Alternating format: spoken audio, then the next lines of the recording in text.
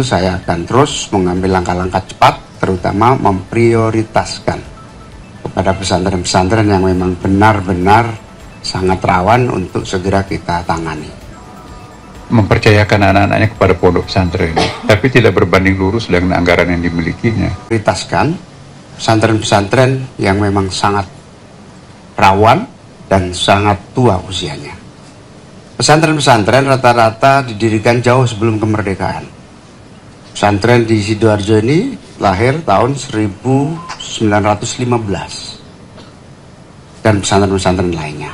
Nah, faktor yang ketiga, kita memahami bahwa pesantren selama ini sangat menjaga independensinya, sehingga kita ingin terus melakukan koordinasi agar pesantren mau beradaptasi untuk menanggulangi ancaman-ancaman rawan dari segi bangunan fisik.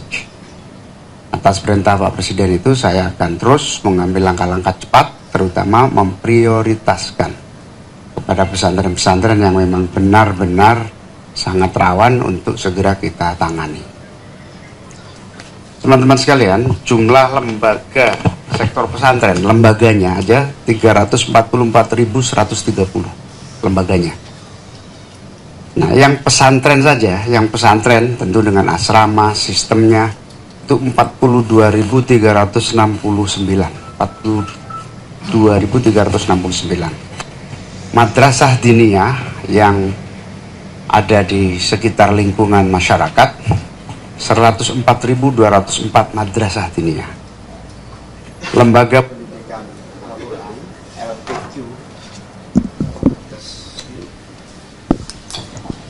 LPQ, lembaga pendidikan Al-Quran itu jumlahnya 194.901. Peserta didik kira-kira 9,8 juta anak-anak, siswa dan santri. Jumlah pendidiknya 1,16 juta pendidik yang tersebar di berbagai tempat. Saya beserta Pak Menteri Agama akan terus bekerja dalam hari-hari ini secepat-cepatnya. Kami melakukan pendataan terutama yang tua dan rawan untuk kita ambil langkah-langkah penanganan secepat-cepatnya dan sebaik-baiknya. Silakan Pak Menteri. Iya, saya kira cukup apa yang disampaikan oleh Pak Menko tadi, bahwa atas concern Bapak Presiden, maka kami betul-betul segera melakukan pendataan di seluruh pondok pesantren di Indonesia, mengidentifikasi pondok-pondok pesantren di atas 100 tahun. Kita bisa mengidentifikasi misalnya pesantren Jawa bahkan ada 200 tahun seperti pesantren Tapakra, kemudian di Sulawesi Selatan ya 100 tahun, ya. Kemudian di Sumatera Utara, kemudian juga di Sumatera Selatan, dan ada sekolahan juga di Sumatera Barat. Memang pondok pesantren ini tradisinya itu ada satu hal, ya, masyarakat itu terlalu mempercayakan anak-anaknya kepada pondok pesantren, tapi tidak berbanding lurus dengan anggaran yang dimilikinya. Karena tradisi pesantren itu mungkin biasanya terlalu tawadu, ya, dia istilahnya tadi Cak Iming itu mandiri, ya. Nah, sekarang ini kadang-kadang kan kita harus proaktif untuk mencari anggaran. Di dalam Kementerian Agama yang mengelola madrasah dan pondok pesantren, 95% sekolah yang dikelola Kementerian Agama itu adalah swasta. Mungkin berbeda dengan Dikti dan Diknas, 95% negeri, ya kan? Tanahnya, bangunannya, semua diselesaikan oleh negara. Tapi kalau pondok pesantren, ya 95% itu adalah swasta murni. Kita Kementerian Agama hanya memberikan sedikit sebatas anggaran yang ada di Kementerian Agama di madrasah itu, ya.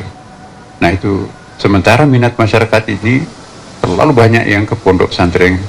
Kenapa? Karena mereka itu merasa anaknya lebih aman disekolahkan di pondok pesantren.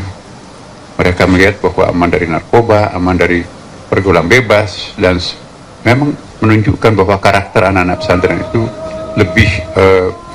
lebih dinilai oleh masyarakat, itu lebih terpercaya menciptakan karakter anak-anak yang saleh.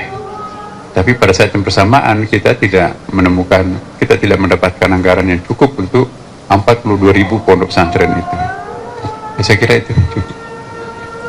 Ada pertanyaan? 1, 2, 3, 4. Silakan. Terima kasih Pak Menteri. Saya Riga dari Liputan 6 SCTV. Pertama saya mau bertanya Pak, ini kemarin Menteri PU menyebutkan baru ada 50 pesantren yang mengurus persetujuan bangunan gedung atau PBG dari sekian banyak pesantren. Ini tanggapannya seperti apa? Lalu untuk pondok pesantren yang di Sidoarjo yang kemarin roboh, ini ada laporan nggak Pak? Sebenarnya Ponpes itu sudah mengantongin izin PBG atau belum? Terus tadi kan disebut akan dilakukan penanganan ya untuk ponpes-ponpes yang sudah tua rawan begitu ya. Boleh dijelaskan lagi Pak lebih detail, ini penanganannya nanti akan seperti apa? Terima kasih. Langsung aja ya biar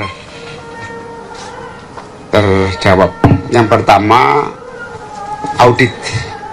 Kita melakukan audit pesantren-pesantren tua, apalagi di atas 100 sampai 200 tahun, yang tentu nanti koordinasi bersama Menteri PU, audit bangunan, lalu kita carikan anggaran untuk renovasinya. Yang tua dulu, rawan dulu. Yang menyangkut mana yang diprioritaskan, kita sudah memutuskan yang kita prioritaskan adalah yang paling rawan. Yang kedua yang paling tua, baru itu 2 prioritas. Nah, menyangkut Sidoarjo, Al-Khazini ini sampai hari ini nanti saya tidak berani ngomong, biar saja ada proses audit dan penanganan yang dilakukan oleh PU dan pihak-pihak kepolisian. Nanti lebih baik tanya mereka, karena kalau saya ngomong nanti salah. Biar aja ada proses audit, verifikasi, dan berbagai syarat untuk mengambil kesimpulan. Lanjut, siapa? Gus, saya ada 2 pertanyaan Gus terkait dengan tadi audit. Tadi sebelumnya kemarin kami juga pernah mewawancarai Menteri Sosial terkait dengan dorongan untuk melakukan audit. Nah, nanti untuk bantuan dari Menko PMK ini akan lebih teknisnya akan seperti apa? Apakah untuk audit bangunan ataupun untuk lebih ke renovasi? Itu yang pertama. Nah, yang kedua kepada Pak Menteri Agama terkait dengan secara data Pak, sebetulnya jumlah pondok pesantren yang memang lebih dari 100 tahun, dari 200 tahun itu berapa banyak dan di mana? Dan kemudian fakta di lapangannya sesungguhnya kondisi bangunan itu seperti apa sih? Mungkin bisa dijawab. Oh ya, tadi satu lagi ya terkait dengan kemarin Komisi 8 juga meminta begitu terkait dengan adanya afirmasi dari pemerintah untuk kemudian membantu pondok pesantren untuk mendapatkan izin IMD, izin mendirikan bangunan. Terima kasih. Ya, yang pertama secara teknis audit itu dilakukan oleh Kementerian PU dan level paling bawah Dinas PU. Nanti akan dikoordinasi oleh Pak Dodi, Pak Menteri PU, dengan seluruh mekanisme analisis tekniknya. Yang kedua, ini perintah Presiden, maka kita harus carikan anggaran untuk pesantren-pesantren yang rawan itu, terutama yang sangat rawan, segera ditangani pembangunannya atau renovasinya. Berapa jumlahnya ini ada ongoing proses untuk lagi didata. Yang ketiga, apakah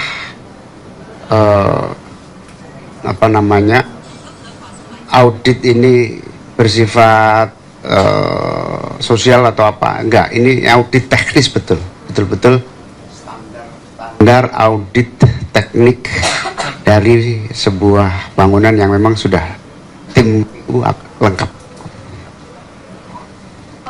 Tadi terkait dengan jumlah prioritas mungkin dalam skala persen dan juga wilayah yang mungkin akan sebetulnya prioritas utama kita itu pada bangunannya, bukan tuanya pesantren itu. Karena banyak juga pondok pesantren seperti pesantren Tambak Beras misalnya kan. Saya baru minggu lalu ke sana.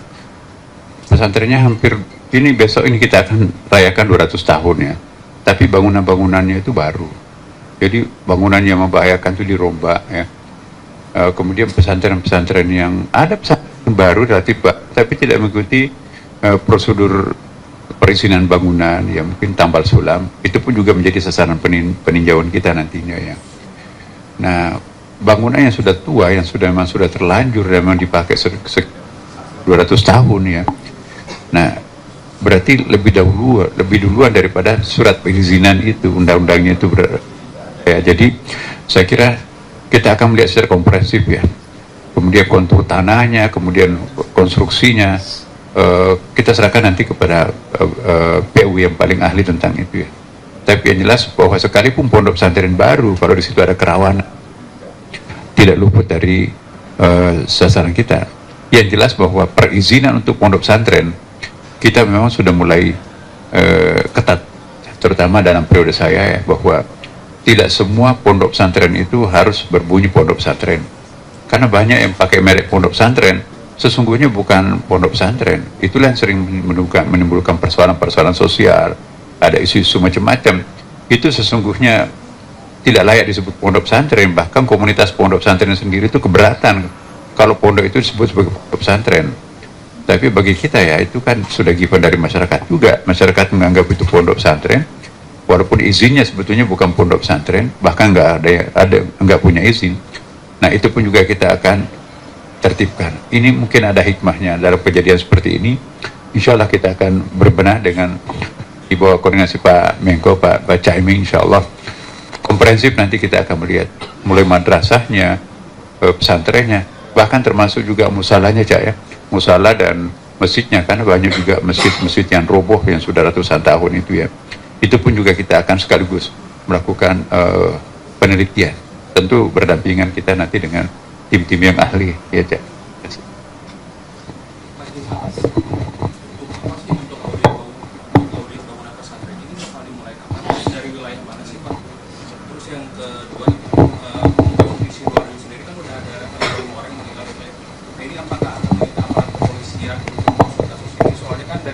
Bilang ada unsur kelalaian. Nah, itu paling dua itu aja, Pak. Ya. Terima kasih. Kita sudah bekerja, sekarang sudah dimulai pendataan dari berbagai sumber. Sumber dari Kemenak, Kementerian Agama, sumber dari masyarakat, sumber dari berbagai pihak termasuk para pemerintah daerah. Ini sudah mulai sejak kemarin, sudah mulai. Nah, berdasarkan data itulah kita akan ambil prioritas. Nah, mungkin 1-2 hari ini akan sudah mulai kelihatan mana yang akan kita prioritaskan karena kerawanan itu. Nah, menyangkut apa tadi yang kedua, minta aparat kepolisian. Saya dengar sudah bergerak. Kepolisian sudah bergerak, bahkan sudah memanggil pihak-pihak, mulai memanggil pihak-pihak. Kita tunggu aja.